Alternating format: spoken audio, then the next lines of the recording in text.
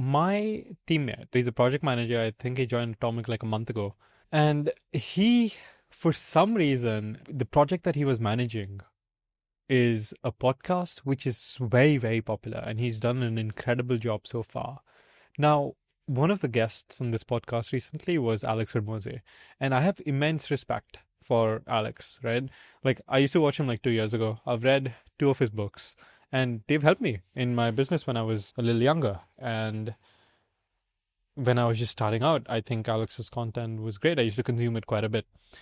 Now, less, to be fully honest, because I just consume content overall a lot less. And the type of content that I do consume, I feel like is different. I watch videos like this where it's just one person talking to the camera, giving some information. Or otherwise, I watch podcasts quite a bit more, obviously, because that also relates to my job. And I consume a lot on X. So my consumer diet has, of course, changed from Alex Hormozy. What happened with this project manager, his name is Lok. I think he's a fan of Alex still. I still like Alex. Don't get me wrong when I say he's still a fan of Alex still, like to this date. But he's, I think, so much of a fan such that he fell into Alex's funnel for workshop, right? And so far, I believe Alex's brand has always been about, I have nothing to sell you, or at least it was so much so his brand's messaging that it really stuck with me, right? Like, I have nothing to sell to you. I think he was the first one that came up with that phrase when he was making content. And after that, a lot of other creators copied that I have nothing to sell to you motto when they were creating content. But I think he is selling something now. So there was this workshop in Las Vegas for, I think each ticket or each seat, and they have like 70 to 80 seats, is $5,000. I don't think Alex is doing this for money. Let's get that clear. I think the biggest filter here is so that $5,000 is like an entry ticket to get people who are valuable enough to actually come, because they're targeting business owners that make over $1 million. So I don't know what the top of funnel was for this event, but basically Lok, my teammate, he bid into it. He was totally into that top of funnel. And then he got into the middle of the funnel where he signed up. And then after giving him all of their information on acquisition.com, he gave him like a lot of basic info. He ended up booking a call. The call, I believe, was booked for the very next day. And this was weird because the Google Calendar invite that was sent to him, it was written in the location, right, where it's normally a Google Meet or a Zoom. It was just written, "We will call you." And okay, that's kind of unusual, I feel like. And please take this with a grain of salt, because I'm coming from a B2B world. I've been selling to businesses my whole life. I've never dealt with consumers. And I think a lot of Alex's experience and lot of salespeople that you see on the internet, like sales gurus. To be honest, I don't even know a lot of sales gurus, but I think from what I consume, like just on short form content sometimes that comes up, a lot of the sales advice that I see is garbage. It is absolutely trash and does not apply when you're selling to businesses. What do you sell? Supplements. Why should I go with you? Remember that. All of the advice you see might apply to consumers, but I feel like there's very little B2B sales advice that is actually useful that's on the internet. So, that individual called Lok at the right time. So thank him for being cordial there. Rule number one, be on time, right? Sales. Then we had that WhatsApp call.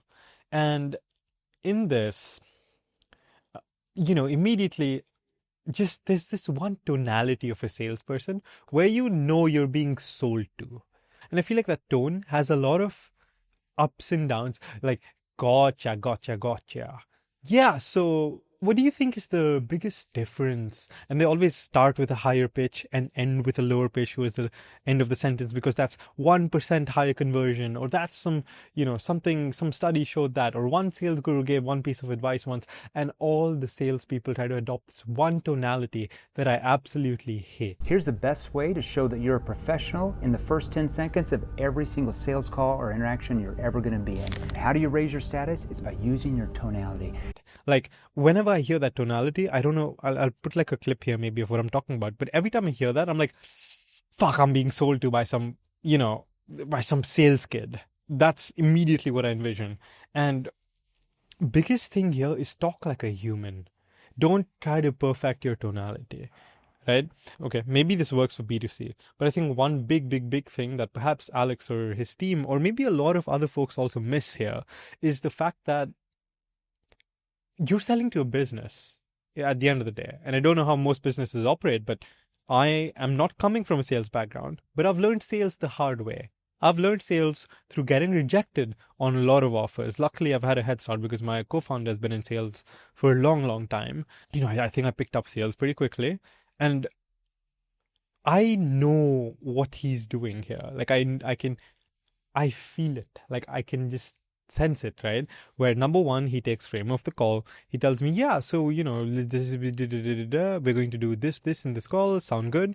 I buy it. I'm like, yes, okay, let's do it. And then I push back because I just want to test how good of a salesperson this guy is or how much he's trying to be salesy. So I push back and I ask him, so what is this workshop about though, right? Like I'd love to know some similar cases of other businesses like mine, like other agencies that have perhaps come to this workshop in the past or have worked with acquisition.com and gotten some results. Like if you could tell me a few, that would be great. Now, again, as a trained salesperson, what he does is he takes the frame back. So he's like, yeah, that sounds good. But do you mind if I just quickly ask you through some metrics of your business first? And now, remind you, I have not signed any NDA with this guy, or they have not signed any NDA with me. And now he's out here asking for my revenue, profits, etc. I don't feel comfortable sharing my profits. Revenue fine, I give it to him. For profits, I tell him no, I'm not comfortable sharing our profits.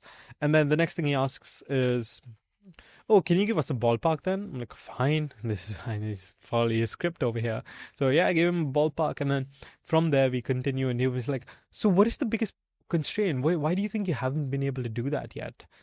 Right? And it's like, oh, gotcha. Dude, it is literally one framework of sales that all these folks are following, which is one, ask a question, right? Like, what is the biggest problem in your business? Two, whatever I say is mirrored back to me. That's another sales technique, right? Mirroring. Okay, I said this. Now, say it back to the person. Repeat what they're saying back to them so that they feel understood. Great. That continued, and the entire call, I felt like I got zero information about what they do, right? And I kept asking questions about the workshop. He's like, he just deferred, got back into his frame. By the way, great guy for trying to keep his frame. So yeah, key takeaways here. Know who you are selling to for most individuals. First, identify if you're selling to a business, or a consumer. If you're selling to either, try to understand if the person will feel like they're being sold to, right?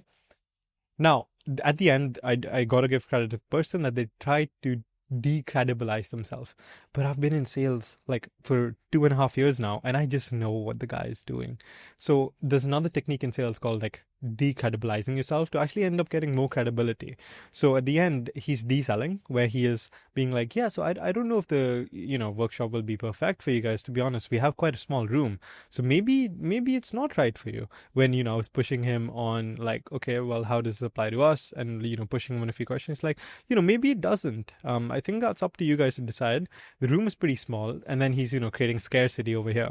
So great sales call throughout, like sales call, but then the goal for you, okay, the person watching this, is you need to sell without the person being feel sold to.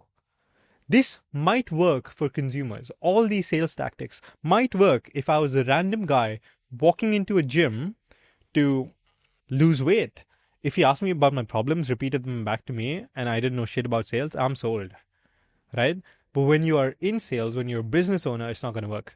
So if you're selling to businesses, especially if you're selling to founders in businesses who have been in sales, you don't do that. Like, you cut the bullshit, you answer questions, and you try to have a human conversation, not a sales call, a human-ass conversation, as if you were talking to a random person on the street. You conduct yourself well, answer questions, go back and forth, don't be too hard on your own frame. This works with consumers. It works great with consumers. So note that if you're selling an info product, like a low ticket info product, $350, $500, even $1,000, and you're selling to people who are like entrepreneurs, who are not doing $10,000 a month, who are doing like less, etc. Sure, use all the sales tactics. It might end up working better, but as you move up the ladder, as you're speaking to billionaires, as you're speaking to founder is doing 10 million in ARR, you gotta change your sales tactics. And at that level, I feel like there are very, very, very few people in the industry that have ever created content about sales at a very enterprise level when you're selling to founders who also know sales very well. So guys, have human conversations. In our sales calls at Atomic, right, when we're talking to founders, we try to make it as much as a conversation as possible. And really, it doesn't even feel like a sales call. And our closing rates are above 50%. So works really well. And I think that's also because, our product is good. We're working with the best folks in the industry. So it's great that way.